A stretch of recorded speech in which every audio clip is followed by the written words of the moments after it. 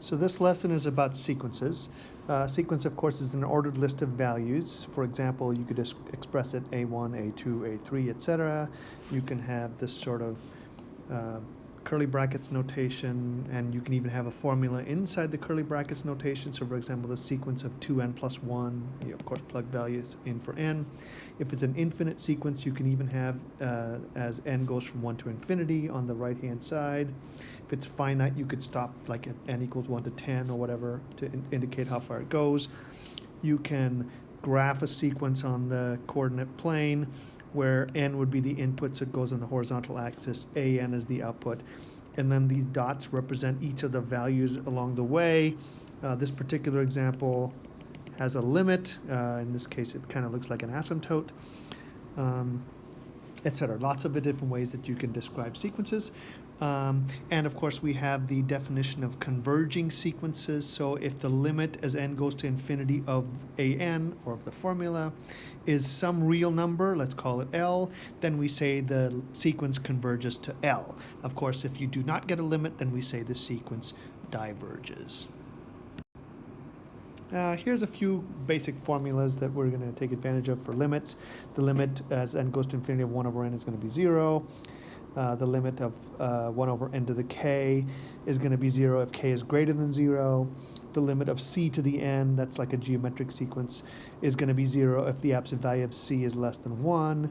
And the limit as n goes to infinity of c to the n is going to diverge if the absolute value of c is greater than 1. Of course, 1 to the n is just 1, so that limit is just 1, etc. There's a bunch of obvious formulas that we've used in the past. We're going to take advantage of again in this unit. Okay, there's a squeeze theorem for sequences.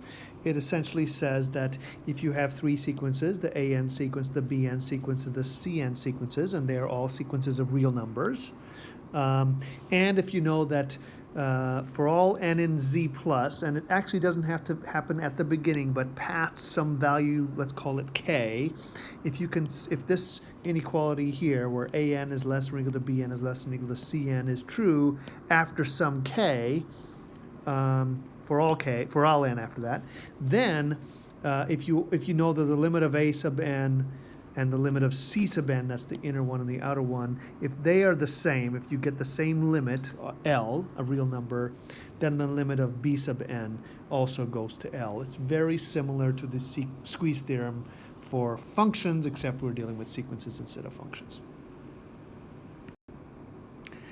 Okay, so the definition of bounded sequences. A sequence is bounded below if there exists a value lowercase m, a real number, such that a sub n, the value of each term of the sequence, is always greater or equal to that number m for all n in z plus. In other words, a sub n is always above a certain number. A sequence a sub n is bounded above if there's a capital M in the real numbers, such that a sub n is less than or equal to that capital M for all n in z plus. And a sequence that is just called bounded is one that's both bounded below and bounded above. Sometimes you only care about one or the other, but often you will be interested in just sequences being bounded.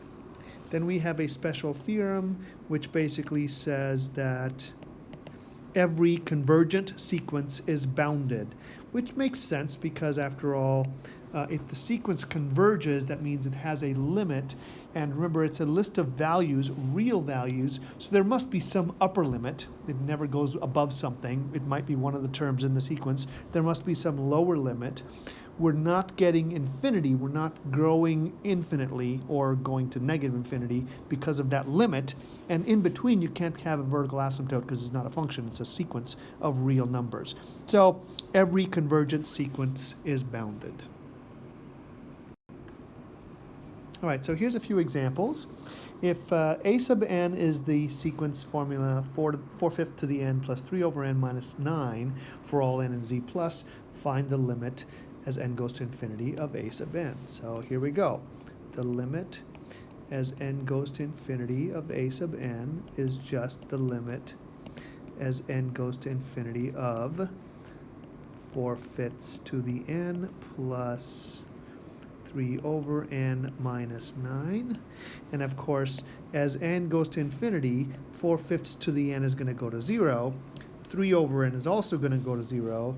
So this is going to equal 0 plus 0 minus 9, which is negative 9. So that's that limit, if only they were all that easy. All right, here is another sequence. B sub n is 2n squared plus 4n minus 3 over n squared minus 4 natural log of n for all n and z plus, and we want to find the limit of b sub n. So once again, I'm going to start with the limit as n goes to infinity of b sub n is equal to the limit as n goes to infinity of 2n squared minus 4n, plus 4n minus 3 over n squared minus 4 natural log of n. Now I'm going to use the trick that we've been doing recently for any limit going to infinity with polynomials, where I'm going to multiply the top and bottom by 1 over n squared.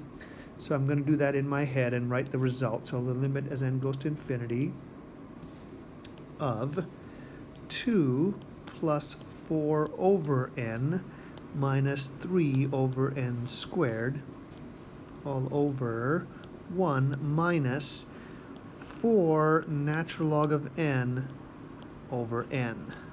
Now, I know that this term is going to go to 0 and this term is going to go to 0, but I'm not actually sure, and I made an error here, it's 4 natural log of n over n squared. I'm not exactly sure whether this term is going to go to 0. So I got to work out what's going on here. So here's my plan. Consider the limit as n goes to infinity of 4 natural log of n over n squared. So in order to do that, I'm going to have to come up with some approach that I can use to find this limit. Now the thing is that the numerator, natural log of n, is going to go to infinity, and the denominator, n squared, is also going to go to infinity. So this is indeterminate. However, this is not a function. So we'll talk about how to use L'Hopital's rule in a way later, but we cannot use L'Hopital's rule on this right now because we cannot take the derivative of n squared, for example, because n squared here is not a function, it's a sequence, and a sequence does not have derivatives. So I'm not able to do that, so I have to come up with an alternate way to figure this out. So here's the plan. So I know that, notice that 0 is less than or equal to natural log of n, which is less than or equal to n for all n in z plus. And the reason for this is you know that the natural log of 1, of course, is 0, and the natural log of any number is always less than that number. So for example, natural log of 2 is less than 2, natural log of 3 is less than 3, natural log of 1,000,000 is less than 1,000,000, etc. So this statement is, we can take this one for granted without getting into too much detail. Now what I'm going to do is I'm going to divide each of these terms in here by n squared. So I'm going to get 0 is less than or equal to natural log of n over n squared, which is less than or equal to n over n squared, or in other words, 1 over n. Now, I noticed that the limit as n approaches infinity of 0 is equal to 0. I also noticed that the limit as n approaches infinity of 1 over n is equal to 0. By the squeeze theorem,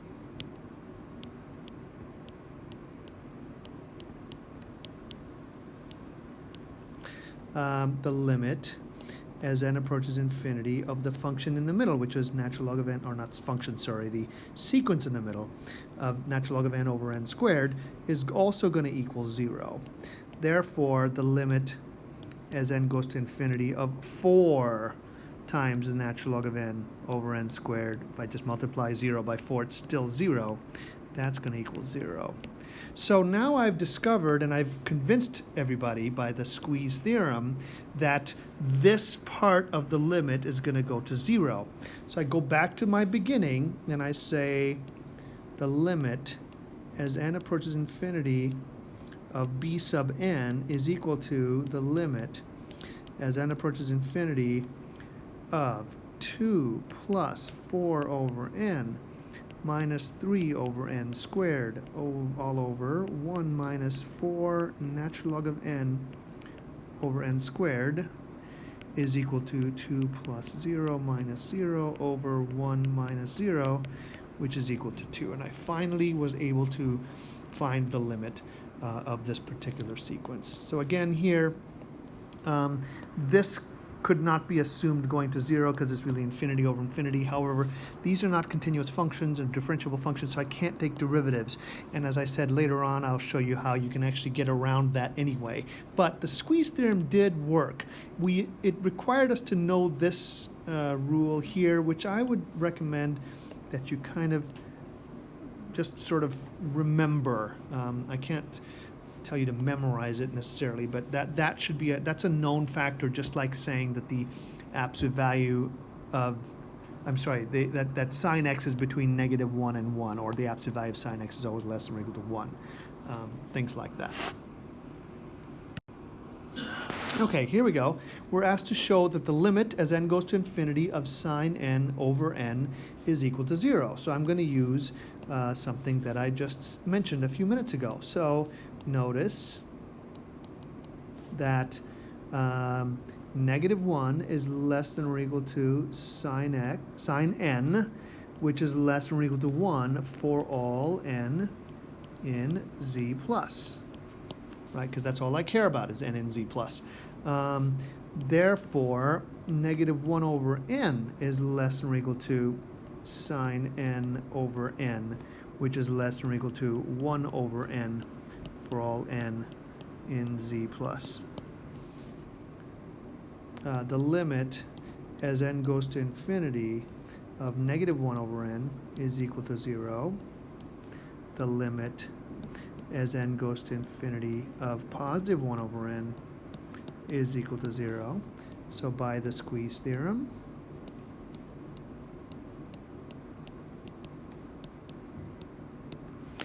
the limit as n goes to infinity of sine n over n is going to equal 0. So that's my proof that the limit of sine n over n is going to be 0. Okay, so let's find the limit as n goes to infinity of Cn if Cn is natural log of n over n. Now, we did it for natural log of n over n squared by using the squeeze theorem. Squeeze theorem isn't going to work in this scenario. So here is my L'Hopital's rule approximation or method. So what I know is that this thing here, this is a sequence, and therefore it is basically a series of dots, and I cannot take the derivative of either the numerator or the denominator because the derivative of a series of dots doesn't exist. Right? The function has to be a continuous and differentiable function. However, I know that if I have a function, let's call it f of x, and let's say it's natural log of x over x, which is continuous and differentiable for all x, let's say, greater than or equal to 1. That's sufficient. So I'm taking a function, natural log of x over x, which is continuous and differentiable, and also notice that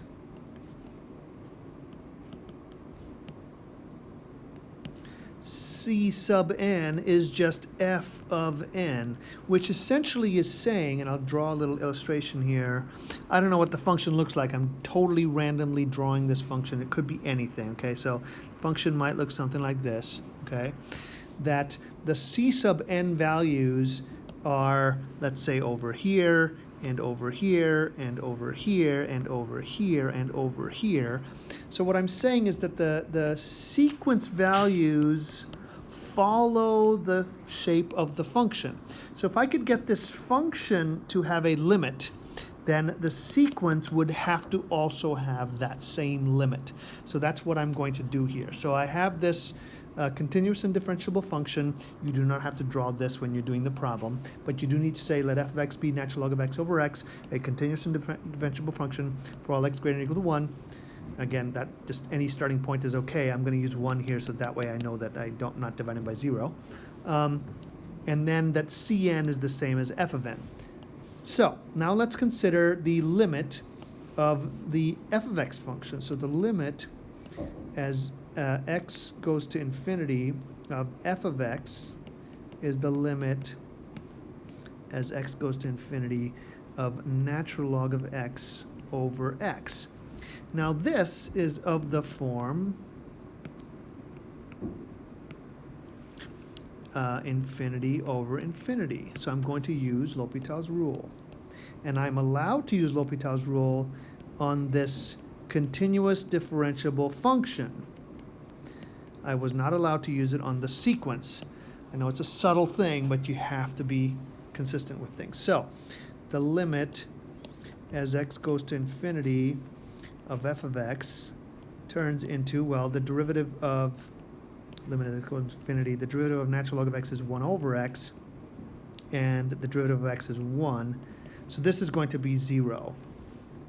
Therefore, the limit as n goes to infinity of c sub n is going to equal 0 as well, because whatever limit the function gets to is going to be the limit of the sequence as well, assuming it converges. If this function doesn't converge, you can't actually say that the sequence is going to converge. Let me illustrate that real quick on the next page here. So here is a function that does not converge. However, if I pick the sequence carefully, so for example, here and here and here and here and here, that sequence you can see is converging. So the sequence does not have to follow the function in the diverging sense. But if the function converges, then you have a scenario where no matter what, as long as the function is going to converge, the sequence has to ultimately sort of settle as well, just like the function did. So this is only going to work if you can get a convergent function, not if you can get a divergent function. Okay, so here's one more set of definitions. A sequence, A sub n, is called monotone, or often called monotonic, increasing. So a sequence is monotone increasing if A sub n plus 1 is greater than or equal to A sub n. In other words, if every value is larger than or equal to the previous value. In other words, the values are getting bigger. Now, if you were following the function, it would be f prime of x greater than or equal to 0. However, this is a sequence, so you can't actually take its derivative. But just like with the L'Hopital's rule idea, if you find a function that the sequence follows and you can show that the function is increasing, then you've automatically showed that the sequence is increasing. Although this is technically the definition. Similarly, a sequence an is monotone or monotonic decreasing if an plus 1 is less than or equal to an. In other words, every value is less than or equal to the previous value for all n and z plus. Once again, the graph shows the values going down, or if you were to create a continuous and differentiable function, the derivative of that function would be less than or equal to 0. Now, a sequence is monotone or just monotonic if it is either of these two, but not both. So a monotone sequence or monotonic sequence is either it's monotone increasing the entire time or it is monotone decreasing the entire time. So that's the scenario that we end up with, and then it's called monotone or monotonic. Now there is a useful theorem that says if you have a monotone sequence of real numbers, then if that sequence is converging, then it also is bounded. Or if that sequence is bounded, then it is converging. So the general idea there is, let me illustrate it in a second here. So we'll deal with it, we'll deal with the monotone increasing just as an argument. So if I had a monotone increasing function that's doing something like this, if it were to converge, it would have to settle and have a limit, which would act a lot like an asymptote, because remember, this is monotone increasing, so it can't go above that limit. So the lower bound, of course, would be the very first value, and an upper bound would be that limit that you're trying to get to. So if you have a monotone increasing function and you know that it converges, then it must be bounded. Similarly, if you have a monotone increasing function that you know is bounded, well, if it's bounded, it's going to have an asymptote, so it's going to be convergent. So often you'll be asked to determine whether a sequence is convergent, and you're going to do it indirectly. You're going to say, well, it's a monotone sequence, either monotone increasing or monotone decreasing, and you'll be able to show that it's bounded, and therefore by this theorem, if a monotone sequence is bounded, then it is convergent. Or you could go the other way too. If the monotone sequence is convergent, then it is bounded. And that's the end of the lesson.